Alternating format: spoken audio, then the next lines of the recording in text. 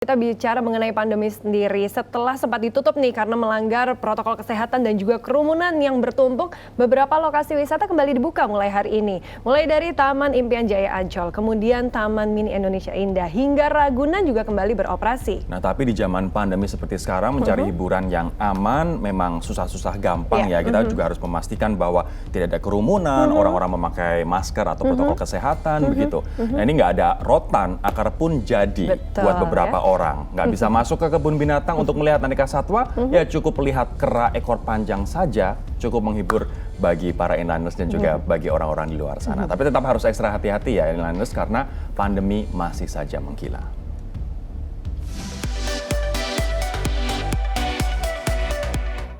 Inliners mencari kegembiraan terkadang nggak perlu jauh-jauh ya.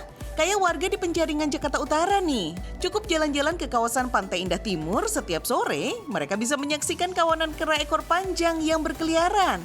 Lihat aja nih, kendaraan roda 2 dan roda 4 yang sengaja menepi untuk sejenak bermain dengan primata bernama Latin Macaca fascicularis ini.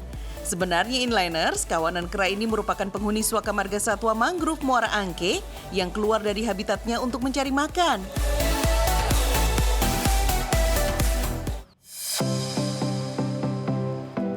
Nah, bagi inliners yang hari ini mau menikmati wahana wisata, udah bisa loh. Mau kemana? Ancol, Taman Mini, atau mau ke kebun binatang Ragunan? Meski ada pembatasan pengunjung antara 30 hingga 50%, tapi jangan khawatir nggak kebagian inliners. Terlebih yang sudah booking online. Wih, liburan seolah menjadi penghapus dahaga di saat pandemi ya.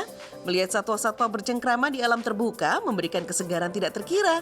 Karenanya, kebersihan lokasi wisata, kandang, dan kesegaran udara setidaknya menjadi hal yang diprioritaskan.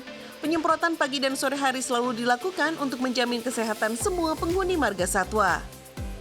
Halo inliners, saya saat ini sedang berada di Taman Marga Satwa Ragunan. Tadi saya udah ngelihat orang utan, udah ngelihat gorila, dan sekarang saya ada di kandang gajah nih. Seru banget. Hewan-hewan di sini badannya gemuk-gemuk karena dikasih makan yang dengan rajin pastinya oleh petugas-petugasnya. Kalau inliners, ada yang belum punya jadwal liburan? Yuk kita intip sama-sama di kebun binatang Ragunan. Ikutin saya ya. Gorila, jerapah, gajah, orangutan, dan harimau Sumatera memang menjadi hewan ikonik di Ragunan. Jadi kalau yang gemes udah pengen banget berjumpa dengan aneka satwa, bisa juga loh mengikuti live event virtual yang dilakukan Marga Satwa Ragunan setiap seminggu sekali. Disinilah akan dikupas satu hewan dan pengunjung diajak berinteraksi juga. Nah, gimana inliners? Mau langsung ketemu dengan satwa atau lewat live event aja?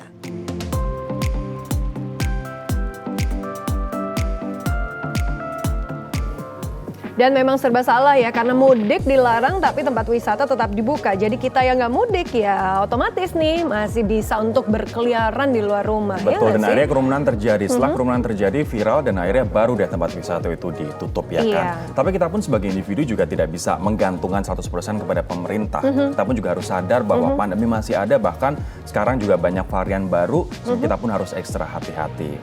Mungkin banyak beberapa teman-teman yang berpikir bahwa aku kan udah divaksin. Gitu. Jadi aku aman.